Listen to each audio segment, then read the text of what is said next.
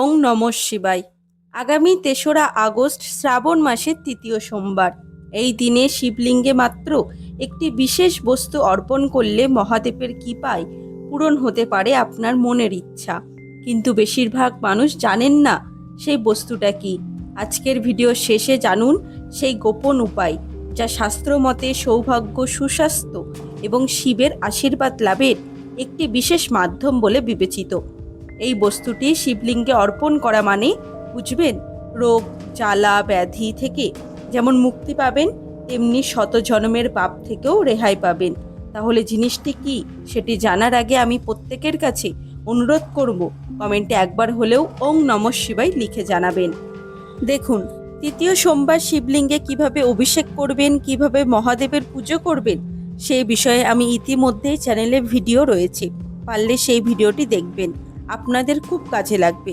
তবু একটি বিষয় আপনাদেরকে জানাবো, সেটি হলো যারা ঘরে শিবলিঙ্গ পুজো অর্চনা করেন তারা কোনো মন্দিরে গিয়ে শিবলিঙ্গের পুজো অর্চনা করবেন। আপনারা কিন্তু এই দিন একটি তামার ঘটিতে বিশুদ্ধ গঙ্গা জল নেবেন, তার মধ্যে গোলাপ জল, গরুর দুধ, সিদ্ধি পাতা, অল্প চন্দন মিশ্রণ করে সেই বিশুদ্ধ জল দিয়ে শিবলিঙ্গের অভিষেক করার চেষ্টা করবেন।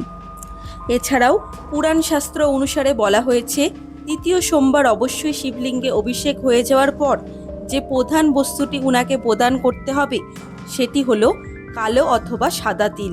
আপনারা এক্ষেত্রে কালো অথবা সাদা তিল একত্রে মিশিয়ে শিবলিঙ্গে অর্পণ করতে পারেন, কারণ তৃতীয় সোমবার এই তিল অর্পণে আপনাকে অত্যন্ত শুভ বলে মনে করা হয়। বিশেষ করে যাদের জন্মকুণ্ডলিতে রাহু, কেতু, শনির মহাদশা রয়েছে, বা নবগ্রহের মধ্যে কোনো গ্রহ অত্যন্ত দুর্বল রয়েছে বা খারাপ পজিশনে রয়েছে, বা যাদের কাল সর্পদোষ রয়েছে, পিতৃদোষ রয়েছে, তারা কিন্তু অবশ্যই নিজেদের দুর্ভাগ্যকে দূর করার জন্য এবং সৌভাগ্যকে ফিরিয়ে আনার জন্য এই কাজটি অবশ্যই করবেন, যেটি তৃতীয় সোমবার শিবলিঙ্গে অর্পণ করতে হবে। এছাড়াও এই দিন তিল অর্পণ করার মাধ্যমে বহু যুগের পুরনো রোগ ব্যাধি মহাদেবের কৃপায় দূরীভূত হয়। যারা একটুতেই শারীরিক সমস্যায় ভুগছেন, যাদের মানসিক ডিপ্রেশন চলে গেছে, চিন্তা ভাবনায় অত্যন্ত নেগেটিভ হয়ে গেছে, মানসিকভাবে দুর্বল হয়ে পড়েছেন, তারা অবশ্যই এই দিন 108 বার মহামৃত্যুঞ্জয় মন্ত্র পাঠ করে শিবলিঙ্গে জল অভিষেক করার পর কালো অথবা সাদা তিল প্রভুকে নিবেদন করুন। দুটিকে একত্রে মিশিয়ে দেখবেন এই সমস্ত প্রবলেম থেকে বেরিয়ে আসতে পারবেন। এছাড়াও আরেকটি উপকরণ রয়েছে, সেটি হলো গোলমরিচ। 5টি গোলমরিচ ভালো করে চন্দন লাগিয়ে কাঁচা দুধ বা গঙ্গা জলের সাথে যদি আপনারা শিবলিঙ্গে নিবেদন করতে পারেন বিল্লপত্র সহকারে, তাহলে কঠিন থেকে কঠিনতর রোগ সেরে যাবে, 100% গ্যারান্টি। যাই হোক, আরও একটি বিষয়বস্তু রয়েছে তৃতীয় সোমবার দিন শিবলিঙ্গে অর্পণ করতে পারেন, সেটি হলো সবুজ মুগ ডাল। দেখুন, এই সবুজ মুগ ডাল শিবলিঙ্গে অর্পণ করতে সাংসারিক যে সুখ শান্তিগুলো হয়, সমৃদ্ধি, ঐশ্বর্য অত্যন্ত পরিমাণে বৃদ্ধি পায়। হারিয়ে যাওয়া সুখ শান্তিগুলি জীবনে পুনরায় ফিরে আসে। এছাড়া জীবনে বেঁচে থাকার জন্য যেসব সুযোগ সুবিধাগুলি একান্তই প্রয়োজন, সেই সুযোগ সুবিধা প্রাপ্তি হয়। দেবদেবী মহাদেব এবং মাতা পার্বতীর অনুগ্রহ এবং আশীর্বাদ পাওয়া যায়। দেখুন, মহাদেব সামান্য বেলপাতা এবং জলে সন্তুষ্ট, তিনি অল্পতেই সন্তুষ্ট। তাই মহাদেবের পুজোতে খুব একটা নিয়মের প্রয়োজন হয় না, তবে যেটাই একান্তই প্রয়োজন তা হলো নিজের মনের বিশ্বাস, নিষ্ঠা, ভক্তি এবং শিবের প্রতি আস্থা। যে ব্যক্তি ভক্তি ভরে মন প্রাণ দিয়ে শিবজির পুজো অর্চনা করেন, সেই ভক্তর ওপরে কোনোভাবেই কোনো বিপদ আপদ আসতে দেন না মহাদেব। সুতরাং এই 3টি বিষয় সবসময় মাথায় রাখবেন, যে শিব পুজোর ক্ষেত্রে শিবের প্রতি আস্থা, ভক্তি, নিষ্ঠা এবং বিশ্বাসটাই একান্ত রাখা উচিত। আচ্ছা, এখানে আরেকটি বিষয় বলে রাখি, বেল গাছ কিন্তু স্বয়ং দেবেশ্বর মহাদেবের বাস। বেল গাছে যে পাতা রয়েছে ত্রিপত্র বলা হয়, সেটিতে স্বয়ং বিষ্ণু, ব্রহ্মা এবং মহেশ্বরের বিরাজ। বেল গাছ ছাড়া কোনো পুজোই সম্পন্ন না। এক্ষেত্রে যারা বেলের মূল ধারণ করতে চাইছেন তাদের জন্য খুব অবসর একটি ভালো দিন। এই দিনটি হাতছাড়া করবেন না। শ্রাবণের তৃতীয় সোমবার পড়েছে ৩রা আগস্ট।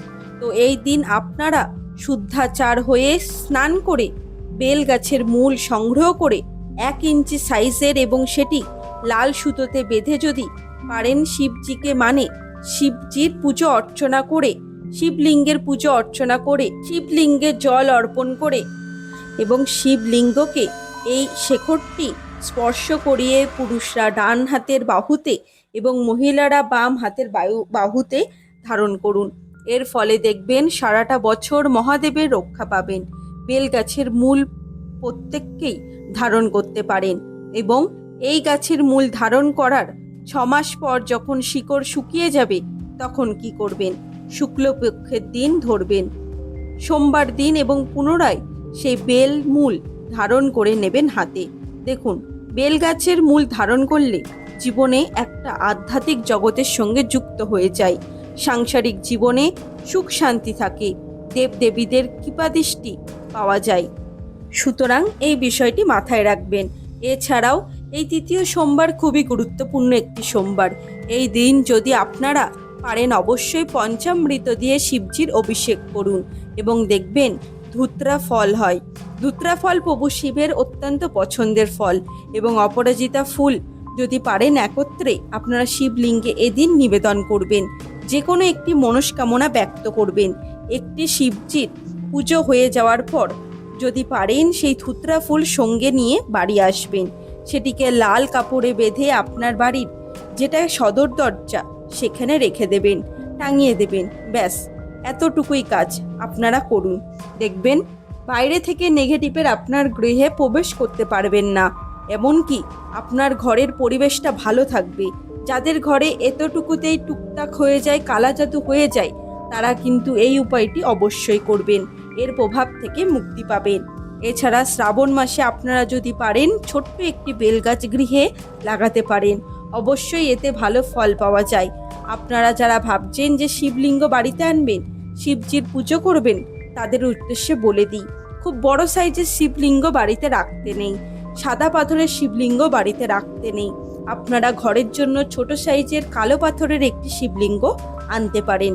বন্ধুরা, সোমবার দিন অবশ্যই নিরামিষ আহার গ্রহণ করবেন, আমিষ আহার গ্রহণ করবেন না।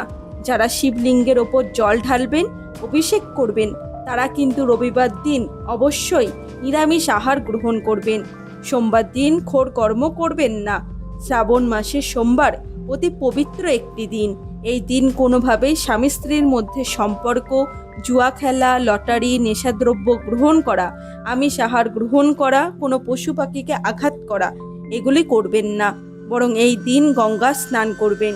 দেখবেন আপনার বহু পাপ বিনষ্ট হয়ে যাবে, বহু অশান্ত ঘর থেকে দূরীভূত হবে, রোগ জ্বালা থেকে মুক্তি পাবেন।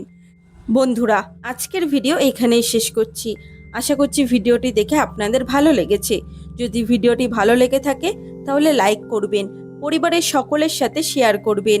এই ধরনের ভিডিও আরও দেখতে আমার চ্যানেলটিকে সাবস্ক্রাইব করে পাশে থাকা বেল আইকন অন করে রাখুন। দেখা হচ্ছে আবার একটি নতুন ভিডিওতে। ততদিন ভালো থাকবেন, সুস্থ থাকবেন। ধন্যবাদ।